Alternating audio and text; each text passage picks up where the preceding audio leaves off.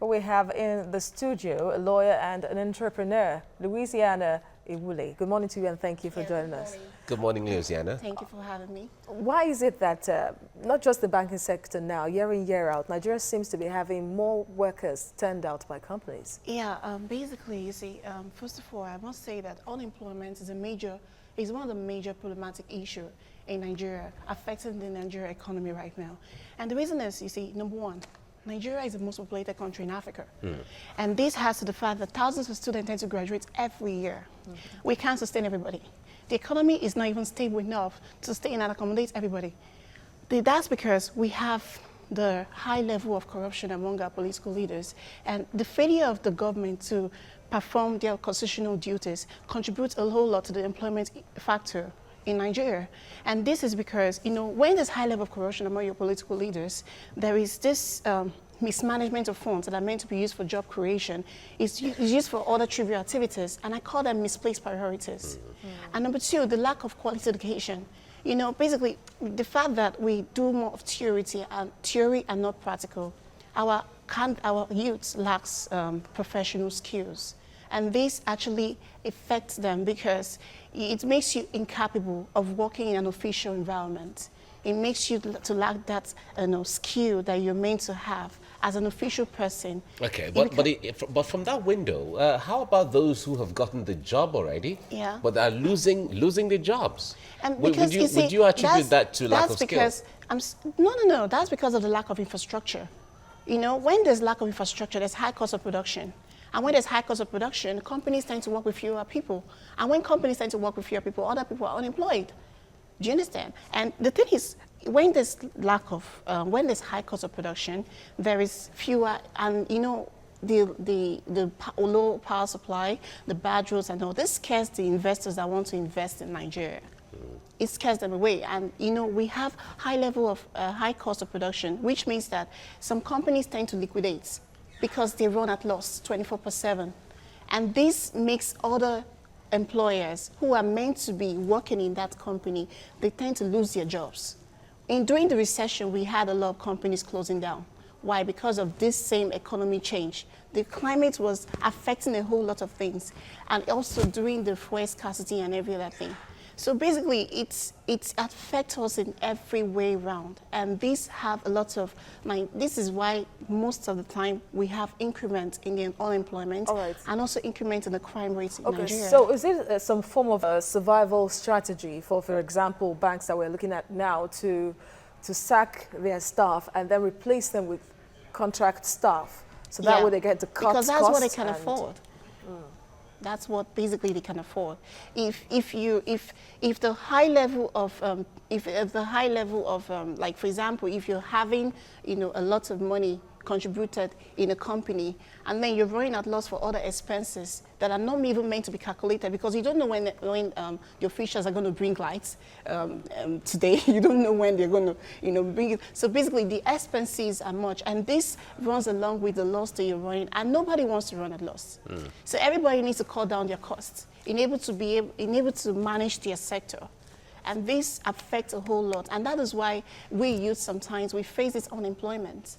And we face this thing whereby sometimes they say you're overqualified, we cannot pay you. So that is basically it.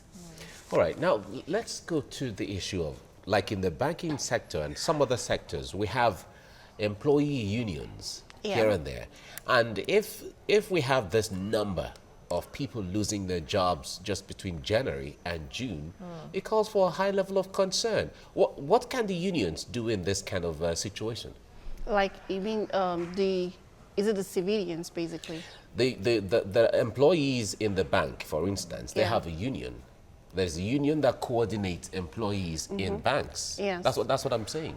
Yeah, basically the unions can rely on other things. Like, basically, you see, there's one thing that we Nigerians tend to mistake. We tend to mistake the fact that we can have a job forever.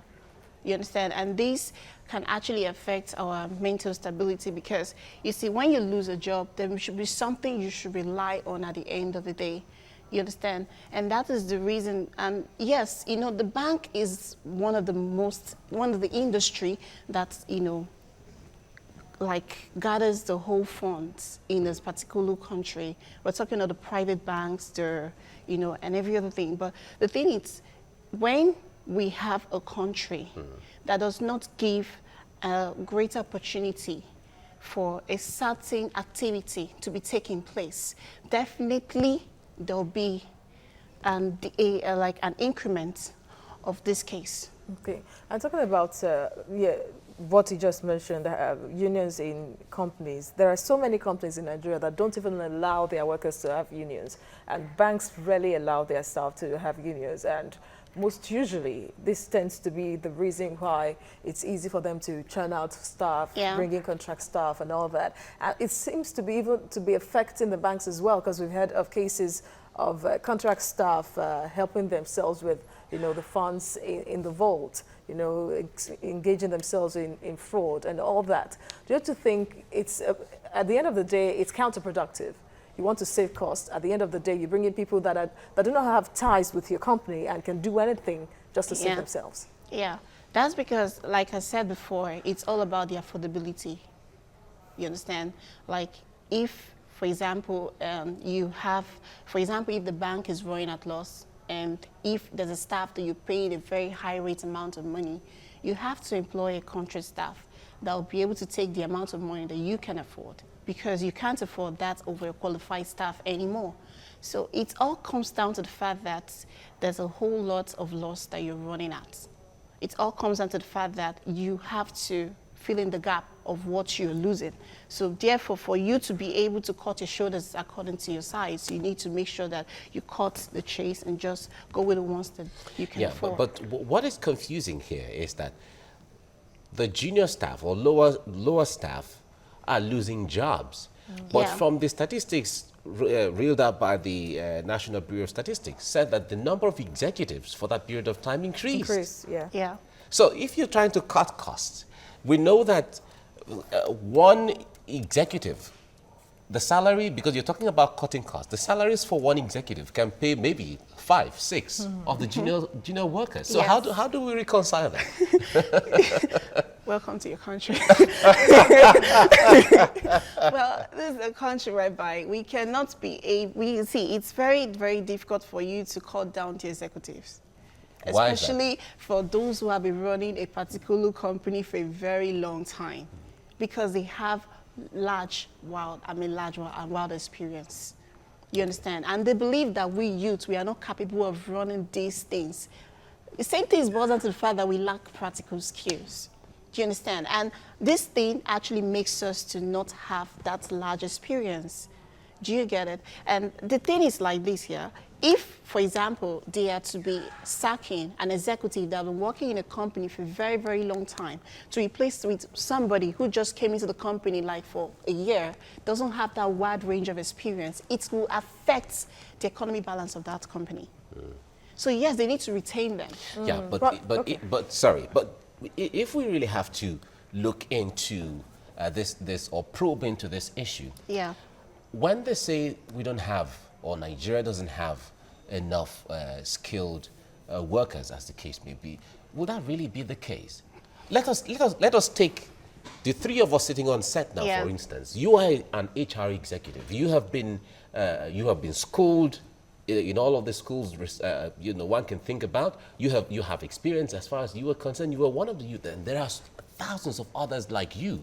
We are broadcasters here. We've been in this industry for many years, as the case may be. So, and there are thousands of others like us as well. So how do we say that Nigerians don't have, or Nigeria doesn't have the required skill when that argument is taken from there? Yeah, it's not like we don't have the required skill, just that there are some youths who don't put themselves out there to get these required skills. Okay. Yes, we understand that the school only gives us theory.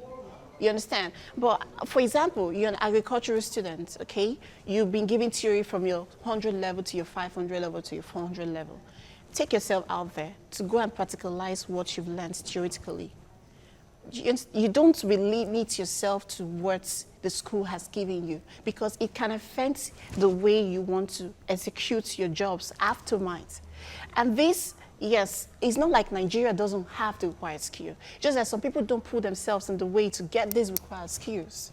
And some people that have this required skills are not using it politely. Well, now, the irony of it all really is that these junior bankers that are being sacked and other workers from other companies across the country are not being sent away because they are not skilled. They are being sent away because the organizations just cannot afford to pay them anymore. Yeah, affordability. So it's one thing to say that some youths are not skilled, but it's another thing to be sacking skilled workers, but because you want to save yourself as a company. Yeah, it's should I use the word, it's a selfless interest. Yes, I can use that because basically the thing is, you see, Nigeria is a country that has struggled within the years to maintain a balanced economy, you know, to be able to have this economy that will be able to contain everybody. Like I said, we are the largest country in Africa, and we have a lot of population that we deal with every day. And yes, we have skilled workers working in these banking sectors, but at the end of the day, how many of them can they really afford?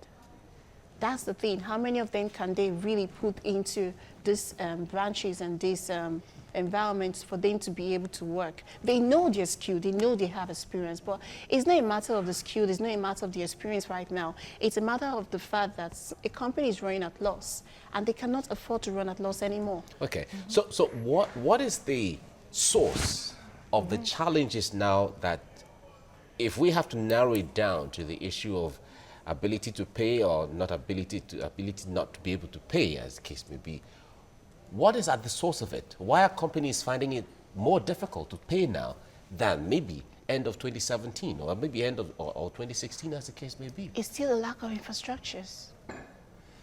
So when you say infrastructure, what kind of infrastructure? I'm talking of poor power supply. I'm talking of the bad roads. I'm talking of the lack of amenities that we don't have.